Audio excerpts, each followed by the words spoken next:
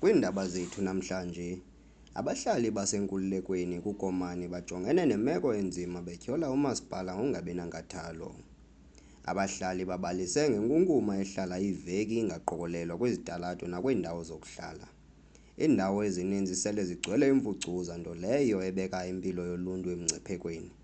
Abantwana badlala phakathi kwenkunkuma kwaye ivumba elibi liyanda. Ngapha koko amanzi amdaka aphuma kwiinkqubo zokuhambisa amanzi angcolileyo, ii-sewerage pipes ngabula makhumsha, aqhushumbela ngaphandle engena ezindlwini zabahlali. Oku kubangela uqhekeka kweendonga zezakhiwo kwaye namanzi amdaka ayaqhubeka engena kwiindlela zokuhamba, esenza kube nzima ukuhamba nokugcina indawo icocekile. Le meko ibonisa ukungaphenduli kakuhle komasipala kwaye abahlali bathi impilo yabo nokhuseleko lwezindlu zabo lusengozini. Ngokwengxelo yabahlali, imeko iyaqinisa kwaye abahlali bafuna amanyathelo akhawulezileyo ukuze kuqinisekiswe ukhuseleko kunye nococeko kuluntu lwabo.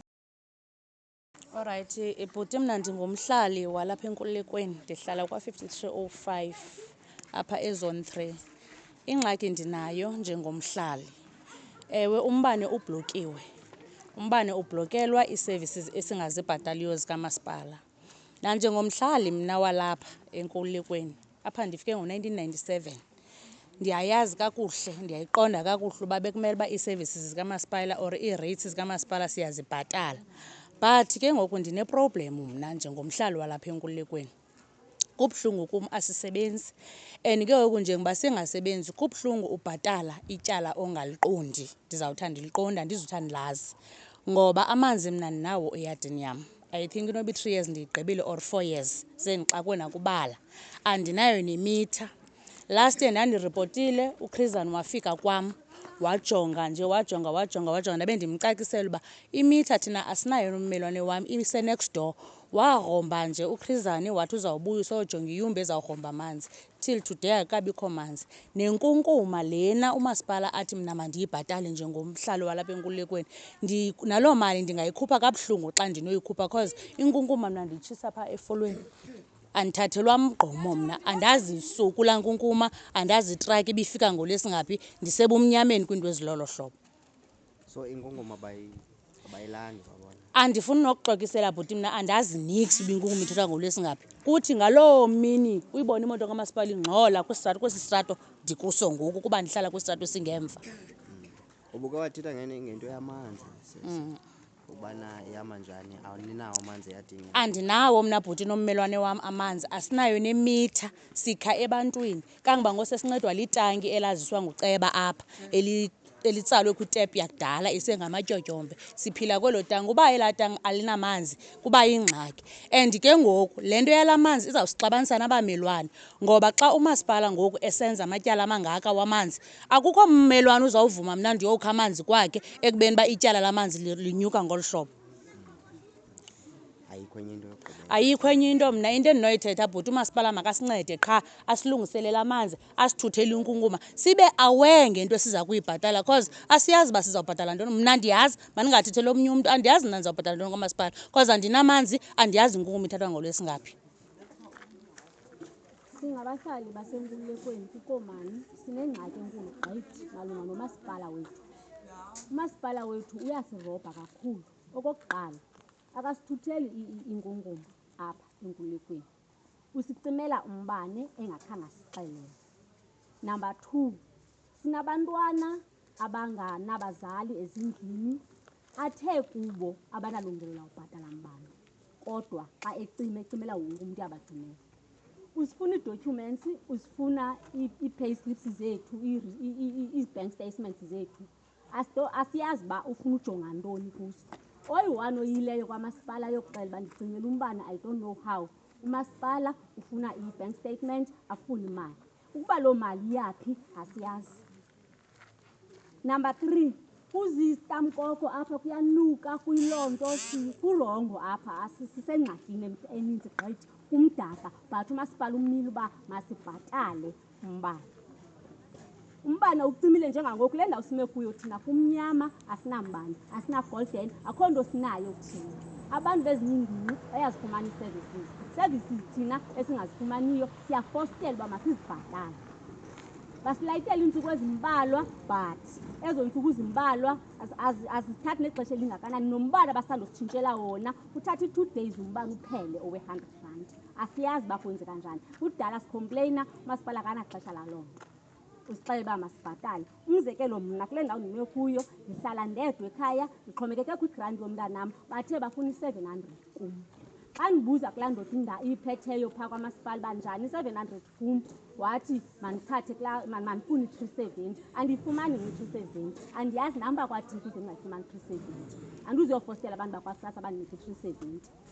Kuthi ke ngoku xa ndimbuza ndizawuphinda ndibhatale na, wathi hayi andizuphinda ndibhatale. Kodwa ngoku andinambane ekhaya, ndisemnyameni nomntanam, andiyazi uba kuthi makuthini.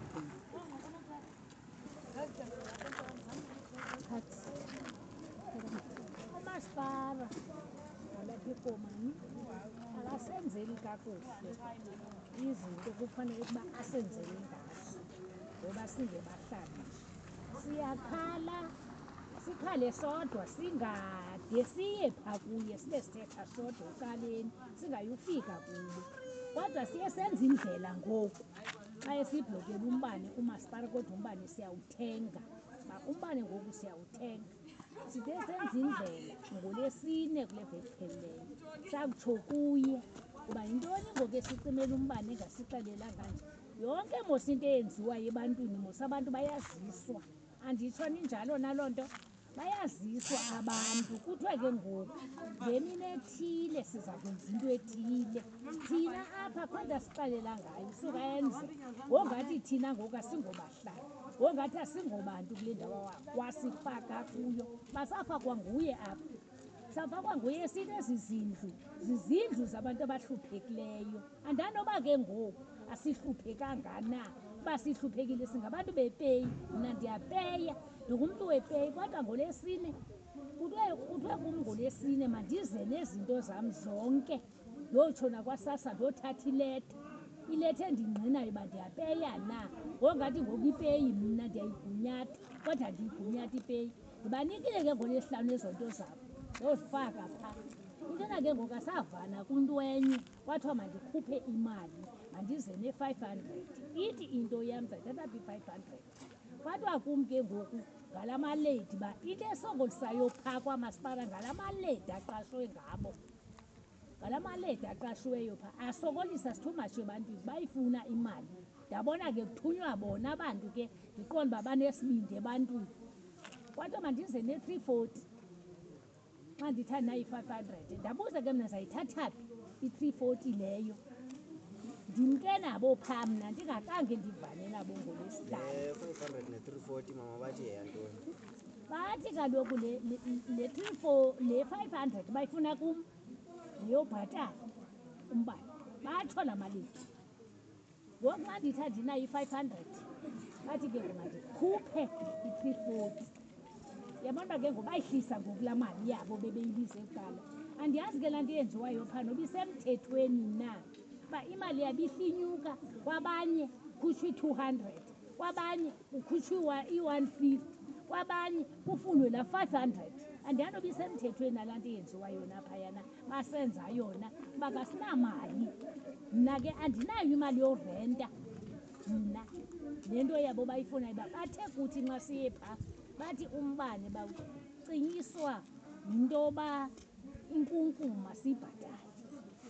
Sabuza ke thina ukuba inkunkuma lena na iyangena laa moto yomgqomo nizothutha inkunkuma, kuba thina imoto yenkunkuma phaa sisayiboni, asisayiboni imoto yenkunkuma.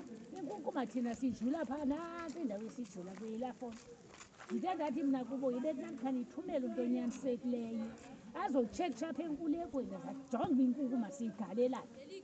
Kule nto ke bathi bona imoto yomgqomo iyangena apha, ayingeni apha imoto yomgqomo. Bathi ke nxa bethetha apha thina sifuna uqonda singabahlali, bathi bayicinyiswa umbane basiblokela into yoba thina siyibhatale inkunkuma, bavele ngolo hlobo.